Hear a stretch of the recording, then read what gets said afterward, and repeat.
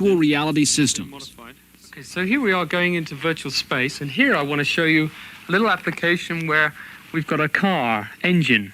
As with most VR systems, Waldron's uses stereoscopic images projected onto tiny screens inside the viewer's helmet. A powerful computer then generates the graphics and sounds needed to convince the viewer he's in another world.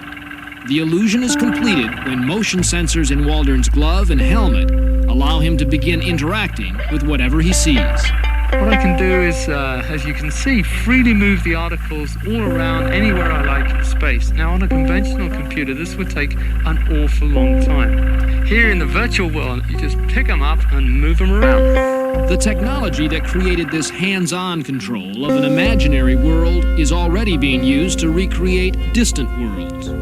There is a cliff along the horizon here. That's one cliff of Valles Marineris. There's the canyon running in this direction east. Michael McGreevy is a principal engineer at NASA Ames Research Center in California. Using virtual reality techniques, two-dimensional electronic pictures sent back from the Viking orbiters have been converted into a three-dimensional model of the planet Mars. So I would want to walk right around between these boulders. NASA geologists and armchair astronauts are literally exploring the universe without ever leaving home.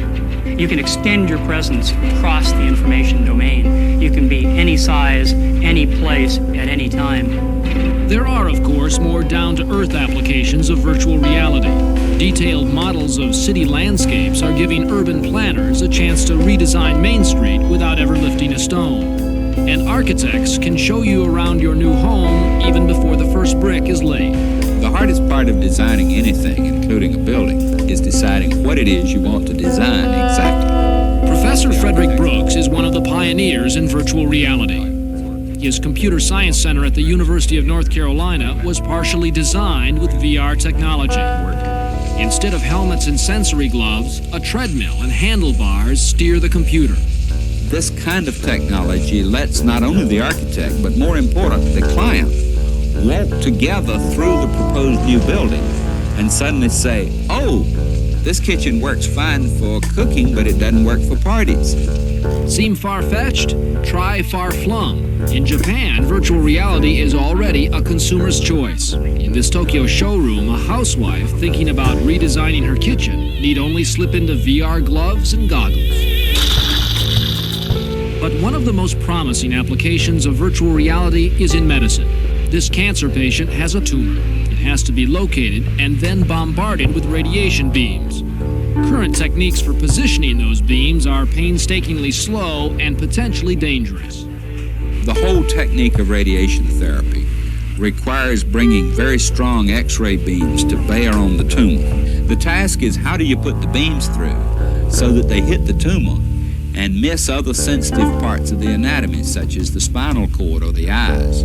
So Brooks and his colleagues have begun testing a VR system that takes traditional CAT scan images and turns them into a three-dimensional model of the patient's body. Doctors will be able to plan their method of attacking the tumor on this virtual patient, even before the real patient enters the hospital. So for all intents and purposes, the physician could walk around this virtual body and kind of reach up into space and align these radiation beams to zap the tumor. Yes, and he sees the tumor, and he sees the beams in their standard position, and he reaches out and takes one and aims it until it goes through the tumor, and he can look along it and see what it's hitting and what it's missing. Clearly, virtual reality now straddles that foggy boundary between fantasy and fact. Just 9 years ago, a science fiction movie called Tron showed what it might be like not just to play a video game, but to become part of it. Well, Hollywood's dream is John Waldron's nightmare. At least that's what he calls this virtual world made for two. A video game where the players are on the inside looking out. Now the toys are here. I've got a joystick, I've got a helmet. That's right, and you just put the helmet on like that. Right. And of course you see that you have a gun in your hand, and to fire the gun, you simply press the trigger. And I'll get in and join you. Okay, come into my world, John. Linked by a computer that tracks our individual motions, Waldron and I are now both inside the same electronic world. There you are. Hi. Hello there. The game board consists of several checkerboard platforms floating in space. The goal, to chase and shoot your opponent. hate to do this to you right now, but I missed. It lopes down. We've made gravity twice what it should be. You're gone throughout your history.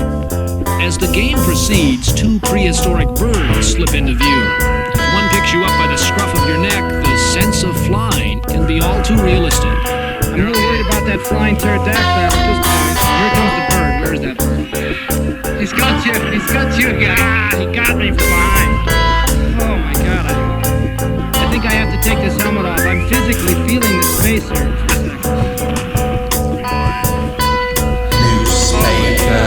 While I was playing the game, it seems virtual reality was playing a trick on my mind. The pictures and sounds around me were all that was necessary to convince me I was walking, flying, and I should describe them as crude. There are these crude, cartoon-like characters. That's not the issue. The fact of the matter is, virtual reality, there is no limit. People can be anywhere, anytime, any place. And it really is, that's the issue. It's total escapism. quite a game. Or is it? Virtual reality has its roots in flight simulators. Today, the military is a major user of the technology. American pilots plan their bombing runs on Iraq across a virtual sky, and tank commanders practiced on virtual battlefields. We're now reaching the point where the simulations are so realistic that the line between playing and the game or simulations and actually blowing people up is becoming blurred. Tom Weinhold has just published the first book on virtual reality. And like all technology, this one, he says, comes complete with a double-edged sword. There's no way of someone will know whether their commanding officer has thrown a switch somewhere and instead of playing games, they're bombing real people. Now, any flickering doubts about technology remain hidden by its potential power and promise. Today, VR is still in its infancy, but as computers grow more powerful, the graphics more detailed, and the sensations more human, virtual reality will force us to ask, what is real? It will be up to our children to find the answer. What kind of reality is the natural world with real trees and real rivers will be there? And live in 800-story high-rises all plugged into our virtual realities in which we walk through artificial forests. This might be a turning point for the human race. We might be going inward towards an artificial experience. In case you're wondering about the virtual price tag for one of these systems, right now they run from about $50,000 to $200,000.